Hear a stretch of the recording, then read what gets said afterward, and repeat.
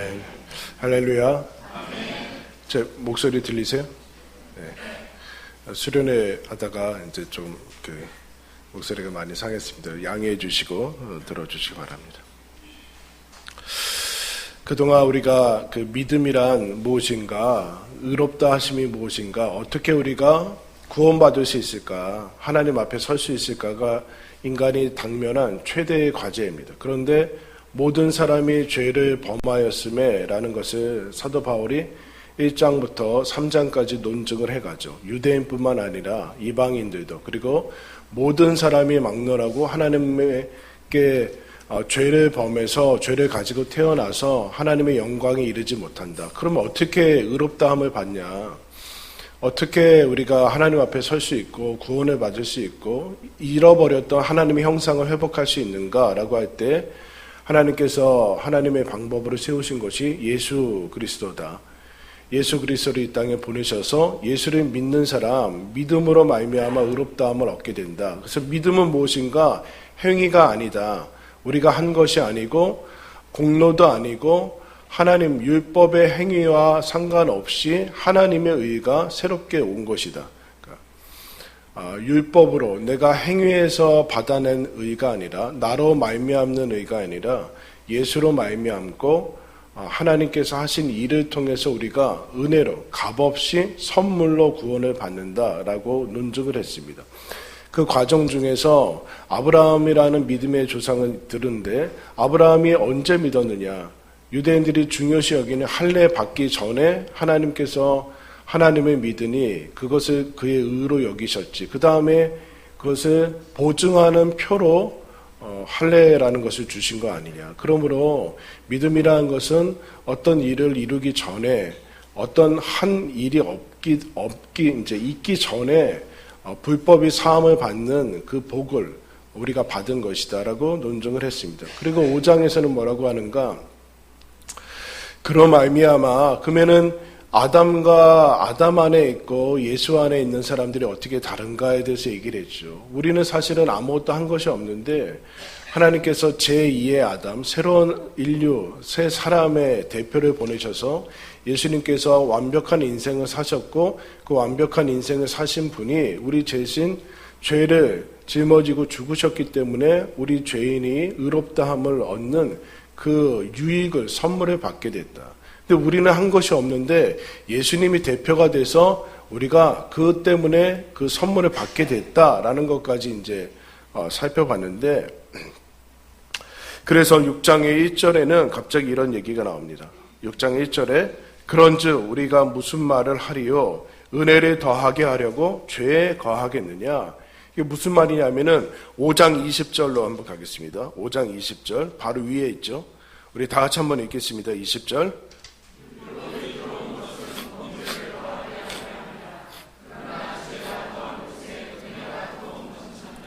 여기가 걸리는 거예요. 뭐가 걸리는가? 죄가 더한 곳에 은혜가 넘쳤다. 그러면 이런 질문이 떠오르죠. 그러면 우리가 죄 범할수록 은혜가 더 많아지겠네 라는 질문이 나오지 않습니까? 죄가 많은 곳에 은혜가 더해졌으니까 그러면 우리 죄 져도 아무 상관없지 않냐 라는 질문이 나오게 됩니다. 더 나아가서 우리가 구원 얻은 다음에 하나님의 말씀대로 살 이유가 무엇이 있느냐? 어차피 죄가 더하는 곳에는 은혜가 더욱 넘치고 우리와 상관없이 예수님이 하신 일 때문에 구원받았으니까 우리의 행위가 무슨 상관이 있냐. 그럼 이거 잘 넘어가야 되는데 이거 잘못 끼면 구원파로 넘어갑니다. 내가 한 것이 없는데 내가 한 것이 없이 어차피 구원받은 건데 예수님 때문에 구원받은 건데 내가 열심을 부려야 될 이유가 뭐고 율법을 이제 하나님 말씀을 지켜야 될 이유는 뭐고 죄를 안 지을 이유는 뭐냐. 어차피 다 똑같은 거 아니냐. 그리고 또 죄에 빠지면 또 하나님께서 건져주실 텐데 우리가 열심히 의롭게 살 이유가 무엇이 있느냐라는 질문이 당연히 나오게 되었습니다. 그래서 죄가 더한 것에 은혜가 넘쳤지 않느냐라는 것에 1절에 그렇게 얘기하죠. 무슨 말을 하리요? 은혜를 더하게 하려고 죄에 거하겠느냐? 이 질문이 나오게 되는 거예요. 그런데 이 질문이 나오게 되는 이유는 여러분들도 그런 생각하죠?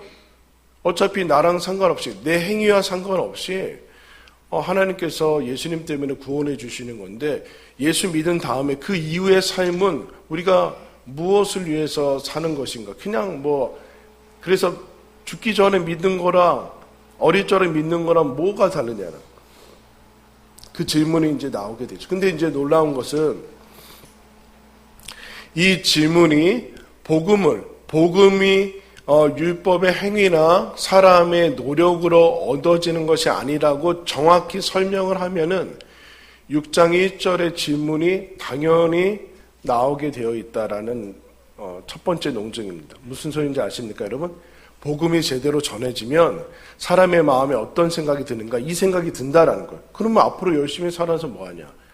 나는 어차피 죄인이었고 근데 하나님이 나와 상관없이 예수님이 하신 일 때문에 내가 구원받았으니까 나는 아무렇게나 살아도 되지 않느냐라는 질문이 한쪽에서 나올 때만이 복음이 제대로 선포된 것이라는 얘기예요.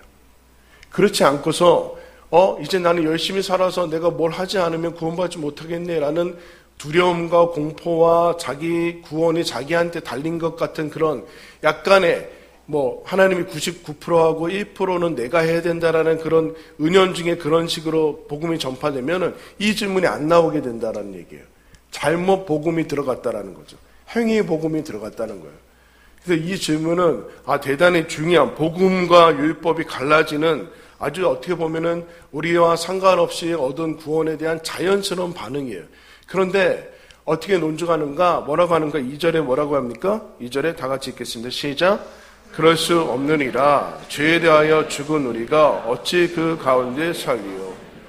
왜 그럴 수 없어요? 어차피 우리는 보세요. 여러분 지금 예수님 믿는데 여러분 죽기 전에 지금 어차피 예수님 안 믿는다고 가정을 하고 죽기 전에 강도처럼 나 예수님 믿습니다. 임종하기 전에 그때 그랬으면 여러분 지금보다 훨씬 막 살겠죠. 그거랑 지금 있는 거랑 뭐가 다른데 다 똑같이 그냥 천국 가는 거 아니냐. 근데 그럴 수 없다라고 하는데 왜 그럴 수 없습니까? 라는 이제 그 논증을 해 나가죠. 이게 너 반응이 자연스러운 반응이고 복음을 제대로 들은 거 맞는데 나에게 달린 나에 의해서 좌우되는 구원이 아니라는 거 맞게 들었는데 그럴 수 없다. 더 이해로 나아가야 되는데 왜 그럴 수 없는가? 라고 이제 논증을 해가죠. 우리 한번 따라하겠습니다. 나는 예수님과 한 몸이다. 3절 말씀 보시면 무릇 그리스도 예수와 합하여 세례를 받은 우리는 그의 죽으심과 합하여 세례를 받은 줄을 알지 못하느냐. 여러분 세례라는 것은 어떤 꼭 기독교에만 있지는 않았습니다. 원래는. 근데 세례는 입회 의식이나 마찬가지. 들어오는 첫 번째 의식을 세례라고 얘기하는 때 이런 얘기를 하는 겁니다. 구원이라는 것은 하나님께서 영생이라는 물건을 우리들한테 딱 줘서 너 이제 한번 열심히 천국 올 때까지 살아봐라. 이 구원이라는 거 잃어버리지 말고 잘 간직하고 와라라는 그런 어떤 물질적인 개념으로 주어지지 않았다라는 얘기예요. 물질적인 개념으로. 그래서 내가 열심히 이제부터 예수 믿은 다음에 이거 전전긍긍하면서 잘하면은 구원이 유지가 되고 아니면 내가 잘못해서 아니면 그렇게 해서 잃어버리면 마치 우리 이런 생각 들죠. 12제자 중에 가룟 유다가 있는데 가룟 유다 과연 구원 받았는가? 어떻게 생각하세요? 예수님 정말 안 믿었던가? 그런 생각들이 들잖아요. 그런 식으로 해서 내 구원도 잃어버리게 되는 것 아닌가라는 생각들을 하게 되죠.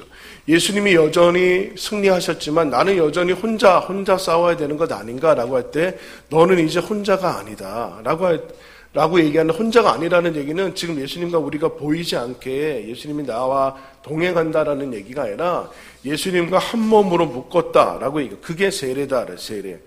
너 이제 혼자 아니다. 너 혼자 아니다. 지난주에 여러분 제가 그 대표 선수 얘기했죠. 대표 선수. 우리나라 중에 축구 선수 중에 요새 누가 제일 잘해요? 손흥민 씨가 제일 잘하죠. 여러분 축구 잘하십니까? 축구 잘하세요? 잘하시는 분도 있으시죠. 잘 못하시죠? 네, 잘 못하세요. 잘 못하는데 하나님이 어떻게 했냐면은 손흥민하고 나랑 한 몸으로 묶으셨어요. 그러니까 2인 삼각경기 정도가 아니라 하나님이 손흥민하고 함께 묶었어요. 그러면 이제 내가 축구를 잘할까요? 못할까요? 잘하게 됐다. 잘하게 됐다. 이제 너 내가 국가대표 시켰으니까 한번 열심히 해봐. 그게 아니라 예수님과 우리를 한 몸으로 묶이셔서 예수님이 얻은 구원이 우리가 되게 하셨다라는 우리에게 무슨 증서를 주거나 그런 식으로 간 것이 아니다라. 손흥민하고 묶고 세계에서 제일 잘하는 사람은 메시죠? 메시? 호날두요? 호날두 요새 안 좋던데? 욕 많이 먹던데. 메시랑 호날두랑 나를 묶어버렸다는 하나님이 죄인인 우리랑 하나님의 아들인 예수 그리스도와 우리의 몸을 우리의 영과 혼과 그 몸을 묶어버리셨다. 한 몸이 되게 하셨다라고 얘기해요. 그게 여러분 세례라는 거예요. 세례. 구약에서는 세례를 홍해를 건너는 것을 세례라고 합니다. 홍해를 건너서 이제 완전한 애굽과 단절이 일어난 것이 세례예요. 세례. 그래서 우리는 세례할 때 물로 이렇게 세례를 주는데 물로 세례를 주는 것이 뭡니까? 죽었다라는 뜻이죠. 죽었다.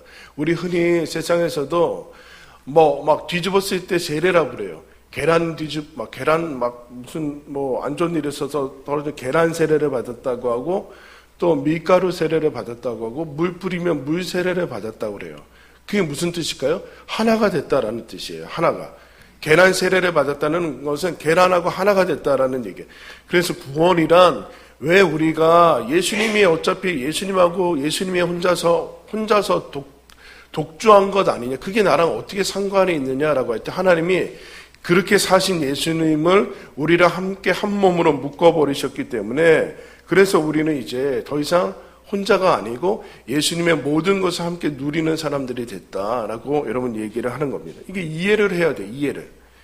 신앙생활이 언제나 예수 믿은 다음에도 여전히 외롭고 나는 제대로 예수 믿기 전과 동일하게 제대로 잘 하지 못하는 것 같고 막 하는데 그렇지 않고 전혀 완전히 다른 사람이 됐어요. 다른 사람이 됐어요. 그리고 예수님처럼 그렇게 살아야 되는데 그렇게 왜 쉽게 나타나지 않는가? 근데 이게 점진적으로 나타나기 때문에 여러분 그렇습니다. 예수님과 함께 세례를 받게 했다라는 한 몸이 됐다라는 건데 그래서 여러분 우리가 살면서 제일 신비한 것은 결혼이라는 거예요. 부부가 되는 거.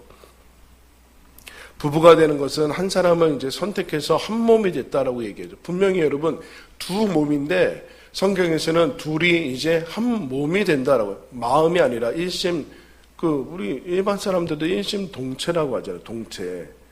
동체는 마음과 몸이 이제 하나라고 하는 건데 몸이 하나라는 얘기는 이제 공동 운명체가 됐다라는 얘기예요. 공동 운명체가 됐다라는 얘기는 무슨 얘기일까요? 제가 주례할 때 꼭 얘기해요. 이제 결혼하면은 남편이 아프면 아내도 힘들어요. 옛날에 상관없이 지냈을 때는 남편이 아파도 그 남자가 아파도 내가 무슨 상관이 있어요. 나는 여전히 잘 살고 그럴 수 있는데 이제 결혼하는 순간 이 인간이 아프면 내가 고달퍼지고 너무 힘들고 나도 아파요. 나도 마음이 아파요. 아내가 힘들면 남편이 아프죠. 왜 그러는가? 공동 운명체로 묶였기 때문입니다. 유전자가 같거나 그런 개념이 아니에요.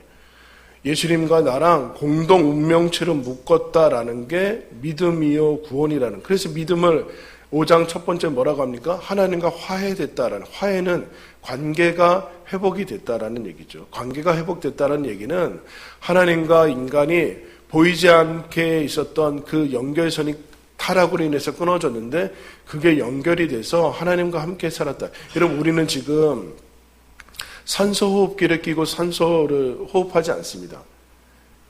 그러면 우리는 자가호흡을 합니까? 그렇지 않습니다. 심장을 자기가 뛰게 하는 사람은 없어요. 그러니까 보이지 않게 하나님께서 우리의 생명을 연장시키고 우리에게 호흡을 주시는 분이라는 것처럼 마찬가지로 우리가 하나님과 지금 예수님과 연결되어서 한 몸으로 살아가고 있다라는 그 얘기를 하는 겁니다. 그래서 모든 것은 공유하게 되고 함께 돌아가게 됩니다. 평강공주와 바보 온달 여러분 아시잖아요. 모르시는? 평강공주와 바보 온달이 결혼합니다. 그러면 바보가 왕자가 되는 거예요. 왕자가. 그렇게 여러분 하나님께서 우리를 구원을 그렇게 하신다라는 거죠. 여러분 이게 여러분 교회입니다. 교회. 우리는 공동 운명체로 부름 받았고 예수와 함께 한 운명으로 겪게 됐다라는 것이 이제 교회인데 그게 구원이다. 그러므로 너희들이 인식하고 인식상으로는 나와 아무 상관없이 나는 십자가에서 죽지도 않았고 2000년 전에 가지도 않았고 예수님을 만나본 적도 없는데 그게 어떻게 내 것이 되느냐라는 그런 인식과 개념상으로는 대단히 그냥 지식으로밖에 가질 수 없고 이 복음이라는 것이 들어가지고 마음에 새기는 정도밖에 가지 않는데 그렇지 않고 그거는 하나님께서 알려주기 위해서인 것이고 구원이란 한 운명체가 한 몸이 됐다라는 것을 의미하는 거죠. 그래서 지금 나 혼자 사는 것처럼 보이는데 그렇지 않고 예수님과 나는 지금 한 몸으로 되어 있다라는 것을 얘기를 하고 있습니다. 그래서 갈라디아서 2장 20절에 이렇게 얘기하죠. 내가 그리스도와 함께 십자가에 못 박혔나니 그런즉 이제는 내가 사는 것이 아니요 오직 내 안에 그리스도께서 사시는 것이라. 이제 내가 육체 가운데 사는 것은 나를 사랑하사 나를 위하여 자기 자신을 버리신 하나님의 아들을 믿는 믿음 안에서 사는 것이라. 아멘. 내 안에 여러분 이렇게 이해하시면 안 돼요. 내 안에 나는 없고 예수님만 있다. 아니에요. 나와 예수님하고 같이 사는 거예요. 신앙적인 표현으로 나는 이제 죽고 오직 예수님만, 아니 그거 신앙적인 게 아니라 예수님과 함께 내가 같이 사는 게 신앙적인 거예요. 나만 살지도 않고 예수님만 살지도 않아요. 그게 여러분 구원이라는 거죠. 그럼 무슨 얘기냐? 내가 의로워서 내가 잘나서 구원받는 게 아니듯이 마찬가지로 이제는 내가 못나서 내가 잘 못해서 구원을 못 받는 것은 아니다. 예수님과 한 몸이 되었기 때문에 예수님에게 허락된 것은 다 내 것이 됐다라는 게 여러분 구원이죠. 하나님께서 예수님과 우리를 붙들어 맸다라는 그 붙들어 맨 게 단순한 끈이 아니라 이제 도저히 나눌 수 없는. 그래서 어떤 목사님이 이제 신혼부부들 불러서 결혼할 사람들 불러서 하나의 이제 얘기를 해요. 색종이 있지 않습니까? 색종이 한 장씩 가져와서 딱 풀로 칠해라. 풀로 칠한 다음에 두 장을 붙여라. 그리고 얘기 나눈 다음에 조금 있다가 떼라. 떨어져요? 안 떨어져요? 안 떨어지죠. 안 떨어지고 찢어져요. 그렇게 찢어지지 않고 이렇게 다르게 찢어져요. 이게 결혼이다. 부부가 되는 거다. 그런 얘기를. 여러분 이제 예수님과 우리가 떨어져서 어떻게 그럴 수 없는가? 어떻게 죄에 대해서 죽은 우리가 다시 은혜를 더하게 하려고 죄를 거하겠느냐라는 것은 그거는 존재론적으로 안 된다. 개념적으로는 맞다. 너희들이 개념적으로는 지식적으로는 구원을 제대로 이해하는 거 맞다. 그러나 존재론적으로는 안 되는 것이다. 왜냐하면 너희들이 이제 예수님과 한 몸이기 때문에 예수님이 죄 지을 수 있냐? 그럴 수 없는 것 아니냐? 이렇게 가는 거죠. 그럼 그 다음에 왜 우리가 죄에 거할 수 없는가? 혼자가 아니고 이제 예수님과 나는 한 몸인데 다 같이 따라하겠습니다. 나는 새 몸이다. 4절 한번 읽겠습니다. 시작. 그러므로 우리가 그의 죽으심과 합하여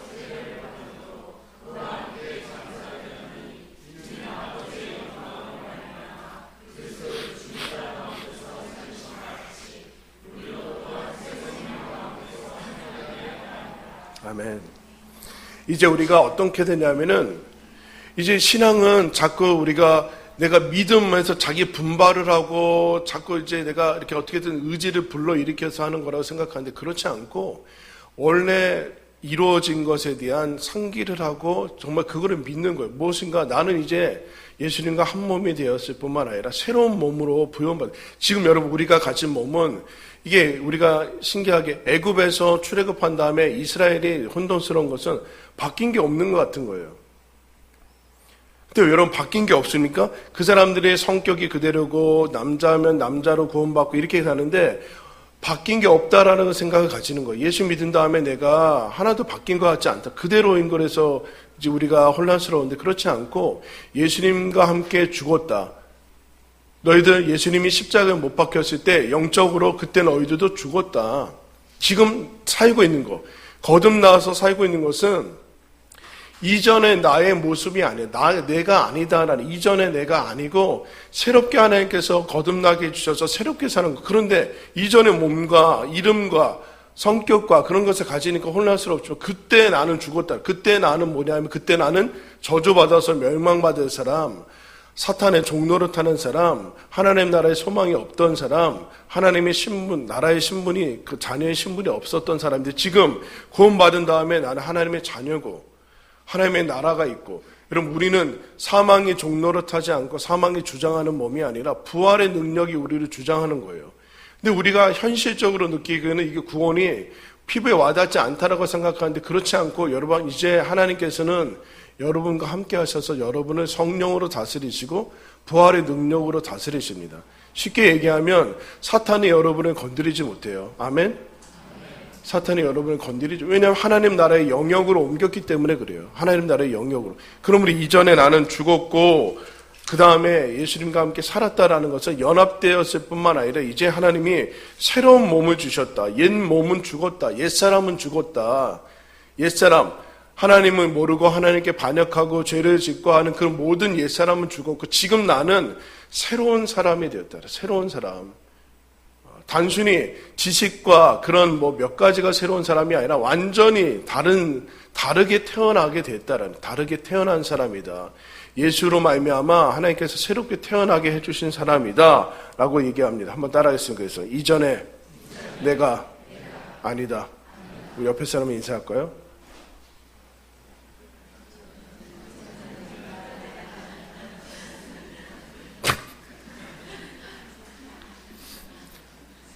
예수를 믿어야 성격이 밖에 그런 개념이 아니라 예수를 믿으면 이전에 다른 사람, 내가 다른 사람이라고 믿는 게 아니라 실제로 다른 사람이 맥락이 완전히 달라졌다는 얘기죠. 그러면 이게 실질적으로 어떤 의미가 가져오는가? 나는 예수님과 한 몸이고 새 몸인데 한번 따라하겠습니다. 나는 하나님의 몸이다. 10절과 11절 말씀 보시면 그가 죽으심은 죄에 대하여 단번에 죽으심이요 그가 살아계심은 하나님께 대하여 살아계심이니 이와 같이 너희도 너희 자신의 죄에 대하여는 죽은 자요 그리스도 예수 안에서 하나님께 대하여는 살아있는 자로 여길지어다. 죄가 더한 곳에 은혜가 넘쳤으니까 그냥 막 살아도 되는 것 아닙니까? 라고 그런 질문이 나오네. 그럴 수 없는 이유는 너는 이제 하나님과 함께 하나된 몸이고 새로운 몸이고 어떤 몸입니까? 하나님의 몸이다. 하나님의 몸. 예수님이 죽고 십자가에서 죽고 부활했다라는 얘기는 죄에 대해서 죽었기 때문이라는 것이고 하나님께 대해서 살아났다라는 것이 부활의 의미다. 그러므로 너희도 예수님과 함께 구원받았다라는 얘기는 이제 세상에 죽고 하나님에 대해서만 살아있는 사람, 하나님께 대해서만 반응하는 사람으로 이제 되었다. 여러분, 그래서 신자가 된 다음에 가장 첫 번째 찾아오는 것은 영적 전쟁인데, 영적 전쟁이란 것은 그동안에 내가 이전의 삶을 답습할 것인가 그렇지 않을까에 여러분 갈림길이 같습니다. 근데 내가 이전까지 그대로 살아온 이 습성이 있기 때문에 새로운 존재에 대한 그 믿음이 있을지라도 이게 습관에 젖어가지고 쉽게 되지 않아요. 근데 그때 어떻게 죄악을 이기고 세상을 이길 것인가 라고 할 때 믿음을 가져야 되는데, 그 믿음이라는 것은 믿음을 가져야지 죄악을 이기고 유혹을 이길 수 있는데, 그것은 무엇인가? 나는 이제 죄에 대해서 죽은 사람이다라는 것을 얘기를 해요. 죽은 사람. 그럼 죽은 사람은 말이 없어요. 반응이 없어요. 누가 건드리고 뭐 한다고 반응이 없다라. 그러니까 죄나 세상이 우리들한테 와서 유혹하고 그럴 때 나는 이미 죽은 사람입니다. 그렇게 선포해야 돼요. 나는 세상에 대해서 십자가에서 죽은 사람입니다. 더 나아가서 나는 세례받은 사람입니다. 나는 크리스찬입니다. 나는 하나님의 자녀입니다. 라는 그 고백을 하면서 그것을 여러분 믿음으로 나아가는 거예요. 그렇게 해야지 그렇게 된다는 것이 아니라 그것을 행하지 않으면, 그렇게 죄를 행하면 어리석은 것이죠. 이전에 나 이미 죽었는데 그것을 하고 있는 거예요. 그러니까 반응하라. 그래서 구원을 죄 씻는 데만 사용하지 말고 이제 너 새로운 몸이 됐으니까 의를 행하는 데 사용해라. 그렇게 얘기를 지금 하는 겁니다. 나는 죄와 상관이 없는 사람이다. 너 죄에 대해서 죽었고 하나님에 대해서만 살아. 그러니까 하나님의 말씀에 대해서만 반응하는 사람이 여러분 신자입니다. 신자.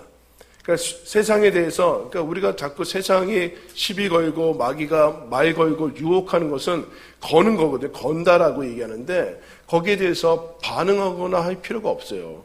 그냥 무시하고 그냥 가면 돼요. 하나님에 대해서만 반응하는 거예요. 하나님 말씀에 대해서만 반응하는 것이 우리의 존재론이다라고 얘기해요. 여기 있지어다라는 것은 너 알지 못하느냐 그 얘기예요. 그 알지 못하느냐. 너 죄에 대해서 죽은 거 알지 못하느냐. 죽었다. 이제 너와 상관없는 일이다. 세상과 너는 상관이 없다. 하나님의 자녀다. 그래서 어거스틴이라는 사람이 회심한 다음에 이런 얘기를 합니다. 이제 다른 사람이죠. 너는 너지만 나는 내가 아니다. 너는 너지만 나는 내가 아니다. 여러분 예수 믿은 다음에 여러분들이 느낌이 어떤지 모르겠지만 이제 여러분 다른 사람이 됐어요. 이전과는 다르게 살아야 될 사람이고 세상과 다르게 살아야 될 사람으로 하나님이 창조했다라고 얘기합니다. 죄에 거하겠느냐? 그럴 수 없느니라. 난 이제 이전에 내가 아니다. 하나님께서 예수님과 함께 묶으셔서 한 몸으로 이제 묶어주셔서 더 이상 구원은 취소될 수 없다. 그는 관계론적인 거, 존재론적인 것이다. 이제 너 하나님과 한 몸이 되었다. 그리고 너가 가지고 살아가는 그 삶은 새로운 몸이고 새로운 삶이다. 그러므로 너 이전에 혼자도 아니고 이전에 너도 아니고 하나님의 몸이다. 하나님에 대해서 살아있는 자로 살아라 라는 것이 여러분 구원입니다. 그러므로 여러분 이전에 내가 이전에 내가 아닌 것 기억하시고 오늘부터 여러분 새롭게 사십시오. 새롭게 우리 수련회 우리 친구들 했는데 어제와 다르게 이전과 다르게 새롭게 살아가시길 축원합니다. 깨 있는데 밤샜는데 오늘 내 각오하고 왔는데 다 자고 있는 거. 감사합니다. 이전에 내가 아니다라고 세상에 대해서 자기에 대해서 명확한 믿음을 가지고 기억하시고 하나님이 주신 새로운 삶을 살아가는 그 영광을 누리는 저와 여러분들 되길 바랍니다. 우리 함께 찬양하면서 나가겠습니다.